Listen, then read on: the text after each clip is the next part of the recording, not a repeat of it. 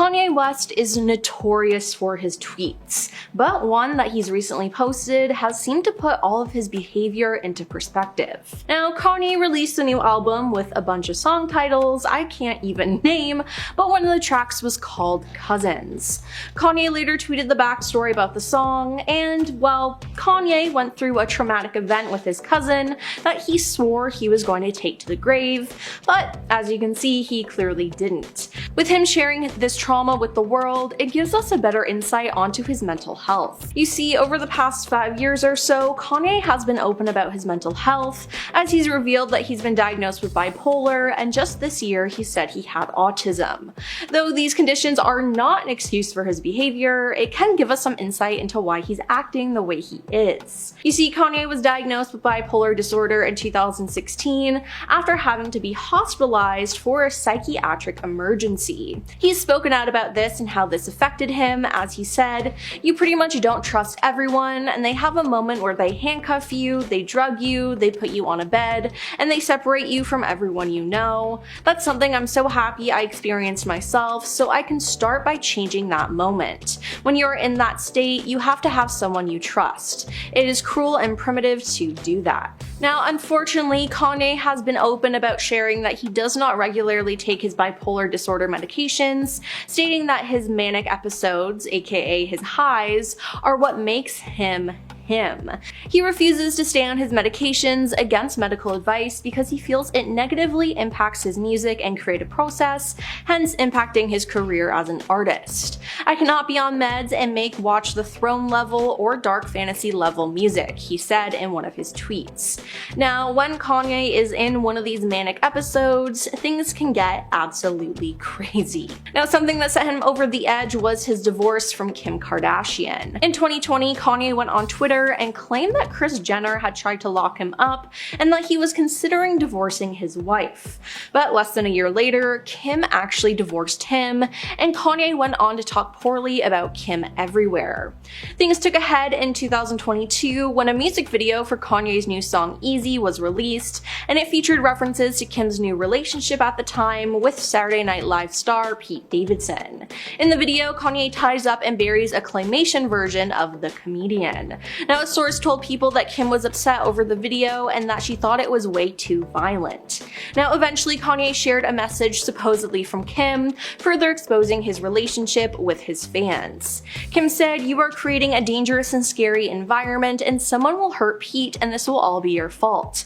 Now, Kanye, in all caps, tweeted, "Upon my wife's request, please nobody do anything physical to Skeet. I'm going to handle the situation myself." And then there was the time that he took to social media and claimed that he wasn't allowed to be at his daughter Chicago's birthday party. In 2022, Kanye claimed that Kim basically kidnapped their daughter Chicago. "You are lying and are liars," wrote Kanye online. "Y'all basically kidnapped Chicago on her birthday so she cannot remember her father being there. Travis Scott gave me the address of my child's party. That's how y'all play with black fathers." But Khloe Kardashian challenged Kanye online though, responding, "I don't want to do this on social media, but you keep bringing it here. You are the father of my nieces and nephews, and I'm trying to be respectful, but please stop tearing Kimberly down and using our family when you want to deflect." Now, Khloe also implied that Kanye's repeated references to being excluded from Chicago's birthday party were made up by the rapper. Again, with the birthday narrative, she continued, "Enough already. We all know the truth, and in my opinion, everyone's tired of it. You know exactly where your children are at all times, and you wanted separate birthdays. I've seen the text to prove it, and when you changed your mind and wanted to attend, you came," she said. Kanye West has continued to shock people though with his behavior, as in 2022 he was seen everywhere posting his opinions, even though most people didn't want them. I mean, it seemed like you couldn't go anywhere without hearing about him. Now, some of his scandals from that time include him wearing a shirt that said White Lives Matter at Paris Fashion Week and being interviewed and making a number of anti-Semitic claims. Kanye then did another interview with the shop, but it was pulled due to him spewing more hate speech speech, with producers deciding against airing the interview and refusing to share any more details of his comments. In October that year, he also tweeted a lot of anti-Semitic tweets, and he was banned from the platform for a period of time. Due to all this, a lot of major brands announced that they'd no longer be working with the rapper due to his ongoing comments and concerning behavior. The Gap, fashion house Balenciaga, talent agency Creative Artist Agency, banking group JP Morgan, and Adidas all dropped him. Now, since 2022, Kanye's beliefs have just gotten more hateful, as he said and did things that I can't even talk about here because it's just so bad. But one big scandal he had this year had to do with his new wife, Bianca Censori. He appeared on the Grammys red carpet with his wife Bianca, and Kanye was seen wearing all black, and Bianca was in a long black fur coat.